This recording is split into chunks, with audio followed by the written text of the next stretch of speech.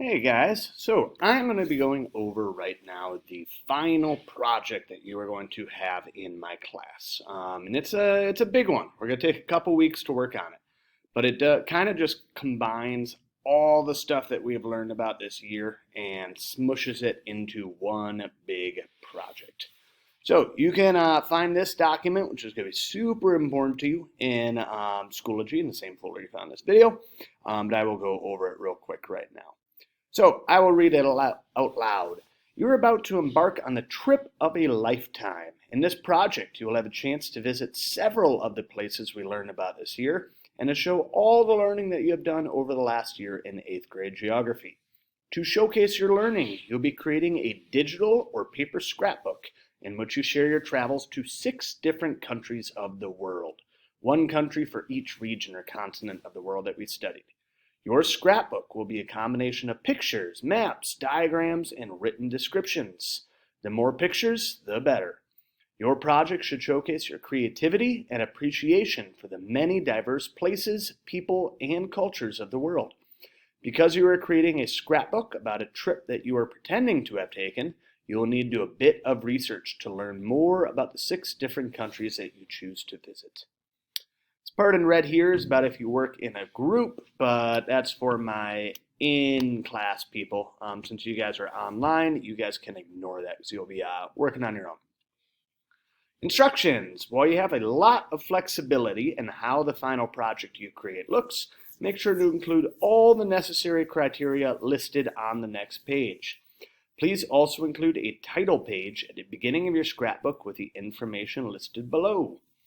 So make sure you have a title, your first and last names, and a political map of the world that clearly shows me which 6 countries you located, so shade and label them, but also put arrows in between them so I can kind of see what order that they go in. Following the criteria section on the next page, you will find a master plan to help you plan out your trip. Use provided spaces to help you keep track of your research and information. You have no budget, no time frame, and no restrictions. Plan the trip that you would actually want to take. Have fun, safe travels, and don't forget your camera. So down here is all the different criteria that you're going to include for the project. It would take me a long time to talk through all this, so I will leave this for you guys to read through on your own. What I want to make sure that you realize is you do not have to do every little thing for all 6 countries. It'll state clearly whether you do something for all the countries you pick or whether you do it for just one. So here, for example, at least 3 physical features maps, it says for at least 3 of your countries. For physical geo, brief explanation picture of at least 2 important physical features in each country. Some of them, it's like here, a slightly more in-depth explanation of the government system in one of your countries. So don't do it for all of the countries, because then you're going to be doing far more work than you have to. But we have requirements for each of the 9 units that we studied this year.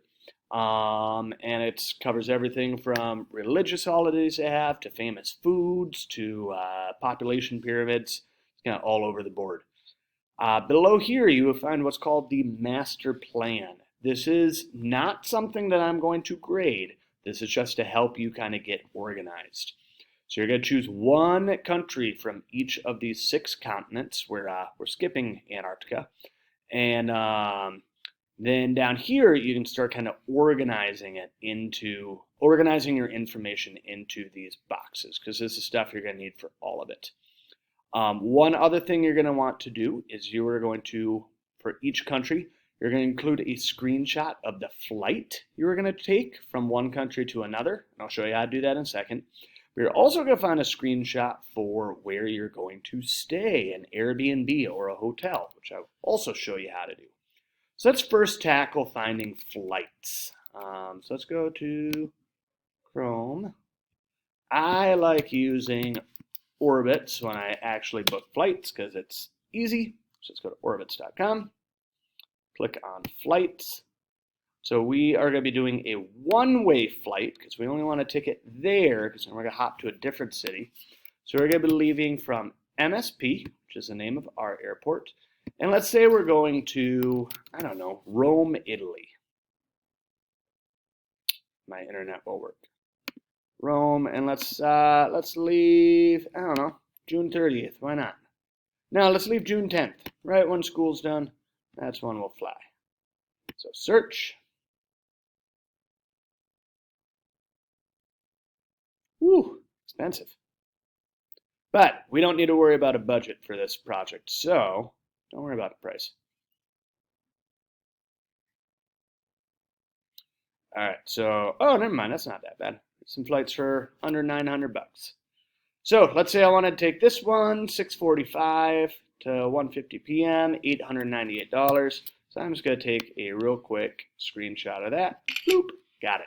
And then I'll make sure to include that screenshot on my scrapbook when I'm going to Italy, doing the information for Italy. Now, oops, not Orbitz, let's go to Airbnb.com. If you don't know what Airbnb is, it's a website that allows you to kind of rent out people's homes while you're on vacation. So it's kind of like a hotel, but I think it's cooler than a hotel. So let's go to Rome, Italy. Check-in dates, we're looking at June 10th. And we'll stay, I don't know, through the weekend. And search. So again, we don't have a budget. So if you want, you can stay at a more reasonable place. Like here's a private room in someone's home. It's only 38 bucks a night, pretty cheap. But we can have fun with it a little bit. So we can go to filters. We can actually filter out the cheap places. So it only shows us the expensive ones. And then we can see what we can do that has a little bit of style. So here are some expensive, more baller places. Like look at this place. Looking right over the Colosseum in Rome. Like that's pretty awesome. That is something I would love to do, is stay so close to history. So let's say I want to stay here, then all I need to do is I'm going to take a screenshot of that. I want to see some photos as well as the price, and I would include that in my scrapbook for my section on Italy. So I get to kind of show off where I'm staying at. So you're going to be doing that at each of your 6 travel destinations.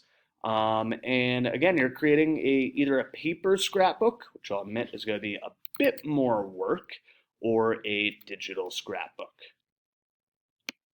Is this recording even? Oh, I hope this was recording. Yeah, we're recording. Okay. Freaked out and thought I was talking to myself that whole time.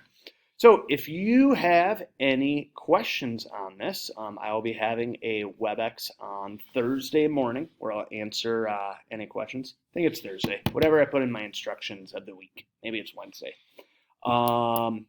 But otherwise, this is what you're going to be working on for the rest of the week and pretty much for next week, because it's quite a bit of work.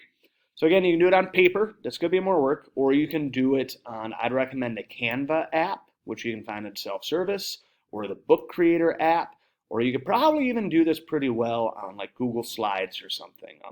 Slides would be my least favorite choice because it's just kind of boring, but you could kind of jazz it up if you figured out some cool ways to do that. So that is your final project for the year, the Trip Around the World project. Good luck.